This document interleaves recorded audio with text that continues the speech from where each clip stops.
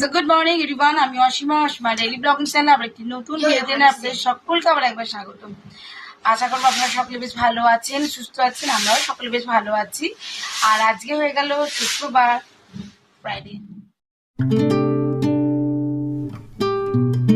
এখন বাসে চলেছে দেখুন 1:45। আমাদের এখন চলছিল প্র্যাকটিস। হ্যাঁ, শুধু প্র্যাকটিস না, ওদিকে রান্নাও চলেছে। তো দুপুরের লাঞ্চে কী কী হয়েছে সেটা তো অবশ্যই শেয়ার করবো। এটা এখন মিঠি বসে আছে আর মিঠি করছে গান প্র্যাকটিস করো।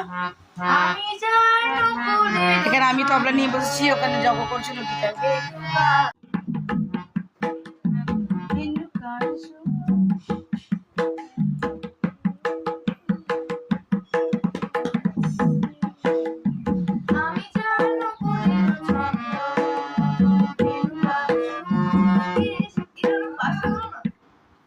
তুই তো গাইছিলিস ফার্স্ট, তোর অন্তরা থেকে এসে ডাউন হয়ে যাবে।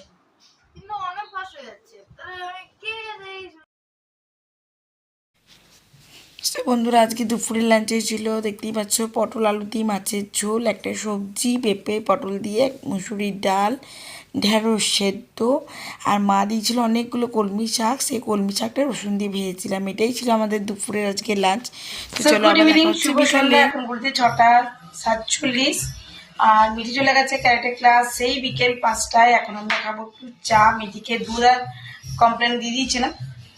তো চলুন এখন একটু করি ঝটপট চা। তারপর একটু বাজার যাওয়ার আছে, সেটা একটু যাবো।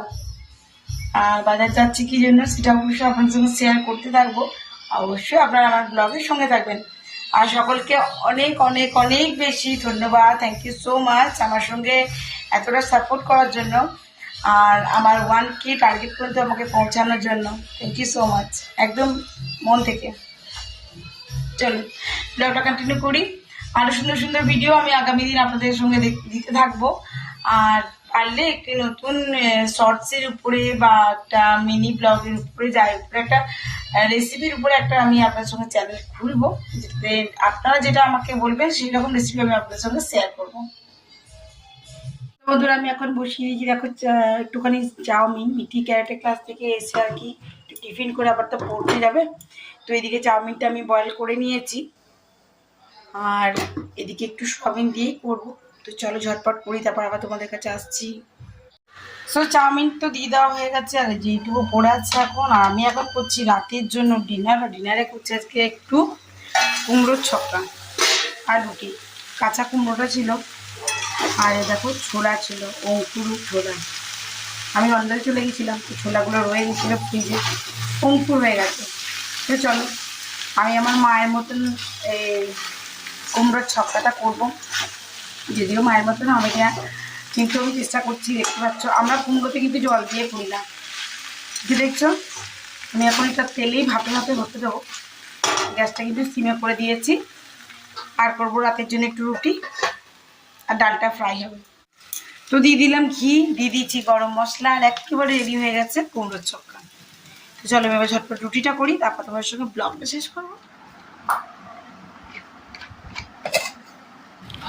সো দেখতে পাচ্ছ বন্ধুরা, এখানে ডাল ফ্রাই হয়ে গেছে, আচার পেঁয়াজ আর লঙ্কা নিয়ে চলে এসেছি।